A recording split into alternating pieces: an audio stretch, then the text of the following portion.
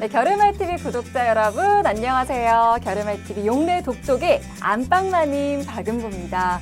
저희가 첫 방송이 나가고 진짜 많은 분들이 구독, 좋아요, 관심 있게 댓글까지 남겨주셔서 너무 기분이 좋더라고요.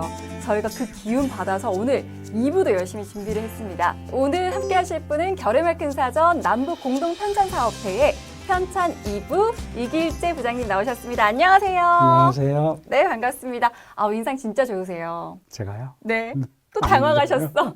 오늘 저희가 2부지만 이길재 부장님께는 첫 방송이기 때문에 조금 긴장을 하신 것 같지만 저희 편하게 한번 진행을 해보도록 할게요. 저희가 첫 방송도 있었지만 첫 방송을 못 보시고 오늘 처음 보시는 분들도 계시니까 저희 용래 독독의 이 용래 어떤 의미로 받아들여야 되는지 설명 좀 부탁드릴게요. 기본적으로 그 사전에서 보여주는 용례라고 하는 것들은 실제로 이제 그 올림말의 뜻을 보여주는 뭐 그런 것들을 용례라고 할 수 있는 거겠죠. 용례말의 뜻이라든지 또는 올림말이 어떤 맥락에서 쓰이는지 이런 것들을 보여주는 것이 용례라고 할 수 있죠. 또 올림말이 언제 만들어져서 쓰였는지 또 단어라고 하는 것은 없어지기도 하는 거거든요. 그러면 이 용례가 보이지 않기 시작하면 어쩌면 그 단어도 사라지거나 아니면 처음 만들어지는 말들은 용례가 별로 많이 안 보이겠죠. 그렇죠. 네. 그래서 저희가 오늘 부장님께서 준비해 주신 오늘의 용례는 무엇입니까? 오늘 그 용례 독독에서 보여줄 단어는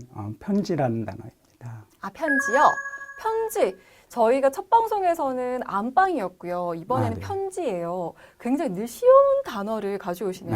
네. 네. 쉽다고는 하지만 실제로 그 편지에 관련된 여러 가지 정서들, 즉 이메일이라고 하는 전자메일, 메일이 나오면서 이제 편지가 가지고 있는 정서도 바뀌고, 그리고 이제 요즘 편지라고 하는 말도 이제 거의 쓰이지 않게 되는 그런 어떤 그 사회적 상황이 됐기 때문에 편지라는 단어도 어쩌면 우리 곁에서 앞으로 사라져야 할 그런 단어일지도 모르겠어요. 그러게 사실 요즘 이게 왜 아까 처음에 말씀해 주셨듯이 용례라는 게 많이 사라지는 말이나 또 이제 막 생긴 말들은 용례가 많이 없다고 하셨잖아요. 네, 그렇죠. 그러니까 편지도 이전에 뭐 이메일이라든지 메시지로 다 대체를 하니까 네, 용례가 점점 적어지긴 하겠네요. 그래도 저희가 아직 남측에서도 북측에서도 이 편지라는 단어를 많이 사용하잖아요. 네. 요거를 한번 오늘 보도록 하겠습니다. 그럼 사전에 나와 있는 편지의 뜻은 뭔가요? 사전에서는 그냥 안부나 아니면 소식 또는 용문을 간단히 적어서 보내는 글 이렇게 풀이가 되어 있습니다. 간단히 적어서가 좀 걸리는데 저는 편지 2장, 3장 썼는데요. 뭐 그렇게 쓰는 사람도 있겠죠. 이 사전적 의미는 간단히였다는 거죠. 네. 네. 그러면 이 용례에 대해서 남측과 북측의 이 용례에 대해서 알아보도록 하겠습니다. 남측 용례를 제가 먼저 읽어볼게요. 며칠 뒤 미라는 집으로 배달된 소포 상자를 받는다. 상자 속에는 수백 통이나 되는 노란 편지 봉투가 빽빽이 들어있다. 미라는 자신이 보냈던 편지들이 고스란히 되돌아온 사실보다 준하가 편지를 읽지 않았다는 사실이 더 치욕스럽다. 미라는 편지가 든 상자를 불살라버린다. 마당 한가운데 놓은 불은 검은 연기를 뿜으며 오랫동안 사그라들지 않는다. 미라는 다시 편지를 쓴다. 준하에게 보낸 편지는 취임불명이라는 딱지가 붙어 되돌아온다. 서성란 작가의 장편소설 특별한 손님입니다. 여기서의 편지. 굉장히 저는 지금 좀 편지가 복잡한 감정이 드는데요. 치욕스럽다도 있고 불살라버리는 것도 있고 여기서의 용례는 편지의 용례 어떻게 봐야 될까요?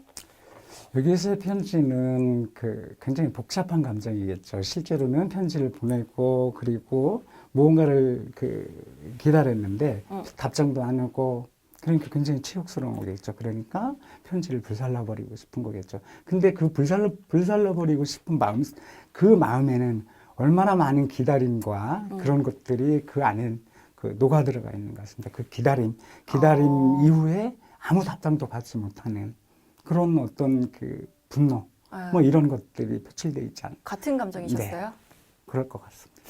그 중학교 때 같은 반이었던 여자친구였었는데 같은 반에 저는 그 중학교 때는 이제 남녀 혼합반을 다녔어요. 그리고 나서 이제 그 친구한테 편지를 보냈는데 그냥 치욕스러운 건데 진짜로 못 받았어요. 네.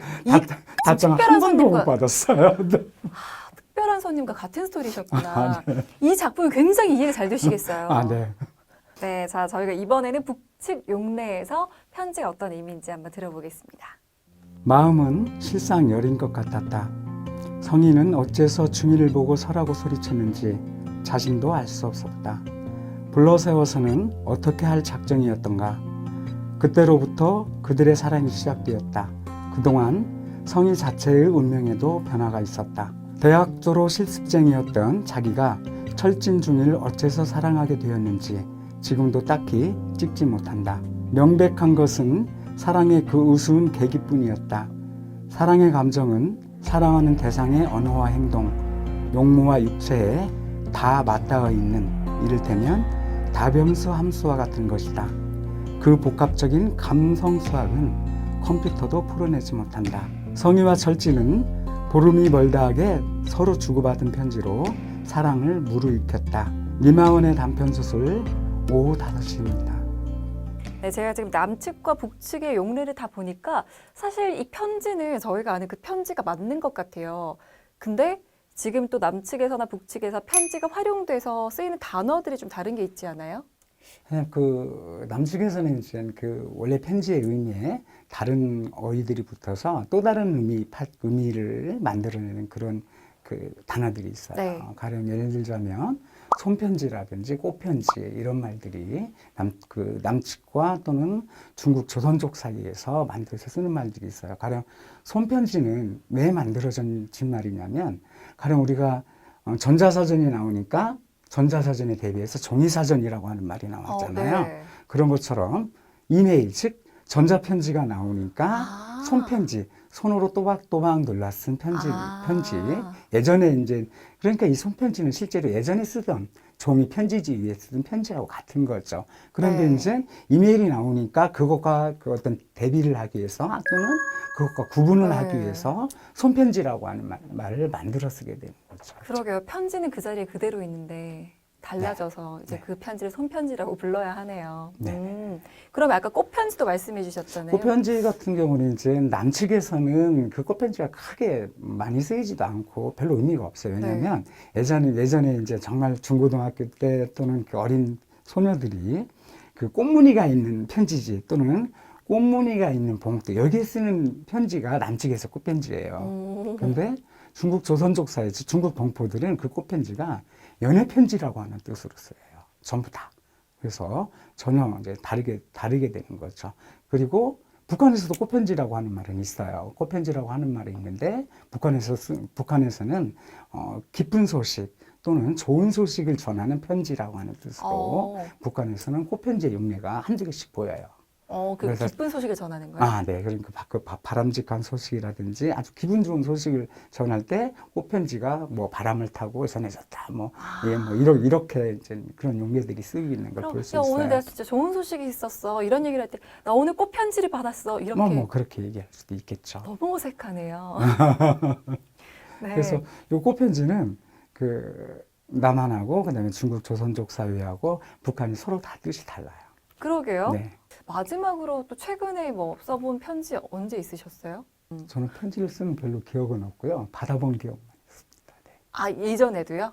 예. 예전에도 중고등학교 때는 좀 많이 썼지만 그 이후로는 별로 그렇게 편지를 많이 쓴 것 역시 같지는 사람이 않아요. 네. 상처가 트라우마로 남으면 그 이후로 이제 안 쓰신 것 같은데 네. 받기만 하셨다. 네. 마지막으로 받았던 편지. 답장을 한 번도 못 받았어요. 네. 저도 예전에 참 많이 받아봤었는데 네. 저를 좋아했던 남학우 학생이 고등학교 때부터 대학을 가서 군대를 가서도 그렇게 편지를 보내더라고요. 네. 네, 쓸데없는 얘기 했어요. 그랬다고요. 네, 오늘은 저희가 편지 용례에 대해서 살펴봤는데요. 이렇게 편지라는 이야기를 꺼내는 것만으로도 예전의 추억이 생각나고 또 그 예전의 감성이 생각났습니다. 드라마 응답하라 1988을 보는 것 같은 그런 생각이 들기도 했는데요. 네, 오늘 저희 결의말TV 용례 독독이 유익하셨다면 구독과 좋아요 꼭 눌러주세요. 독!